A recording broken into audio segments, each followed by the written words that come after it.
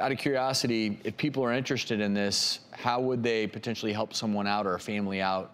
There are a number of training programs out there to support people in learning how to become death doulas. I'm creating one right now as well, which is going to teach people how to do end-of-life planning and proper support through the dying process. So you can contact me and I'll get you in touch. Because my one concern... Oh, and then how do you find one?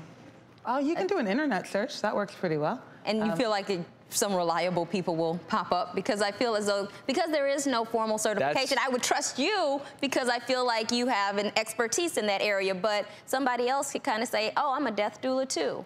And maybe they wouldn't do a great job like you. I think it's important to make sure that the person that you choose to work with has some training in the field one way or another. A lot of us are trained in very many different ways because there is no formal certification process.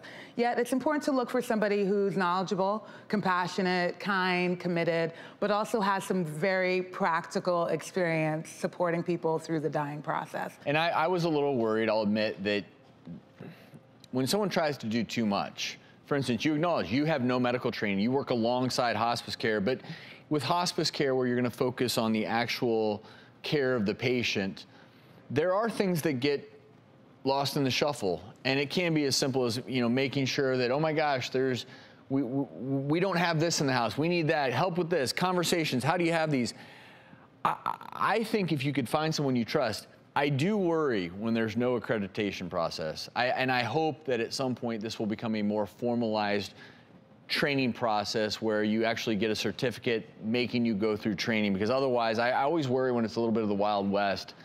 And I'm sure you would agree with me, where someone just shows up and they don't know what they're doing and just calls themselves a death doula. I would be a little bit careful there and do your research. Much like if you get a babysitter, yeah, you're going to do your research. Yeah. You're not, you're not going to just, hey, here are the kids, good luck.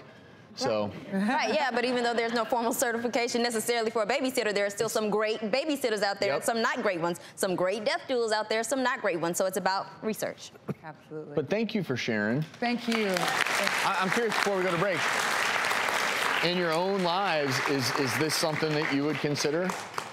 Oh, for sure. I want to die at home. You know, I'm dealing with my father-in-law who, you know, insists on staying at home. So he was able to find good help to come in, who helps in some ways more just as an aid, but has some medical background, but I think also is trained in preparing somebody for death. So I think it's all of the above, and this is huge. He gets to be in his house at 90 years old, and that's a big thing. He's going to go peacefully, and he's happy.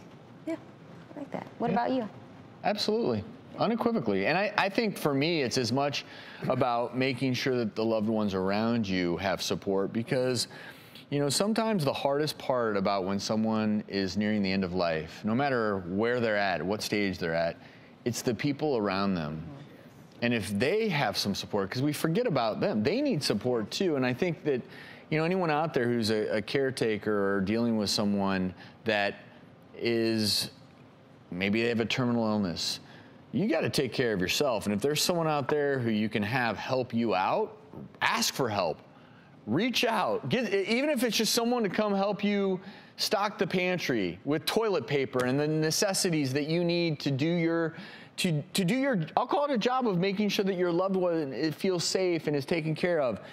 Get that help if you can. And the more people that offer these services and are not afraid to talk about it, that's a good thing. And a lot of times people probably want to help you, because if you think about it, if someone has a terminal illness, sometimes you want to call them, you want to help, but you don't know what to say or you don't know what they need. So what can I do? So Sometimes people want help. Simple. Yeah.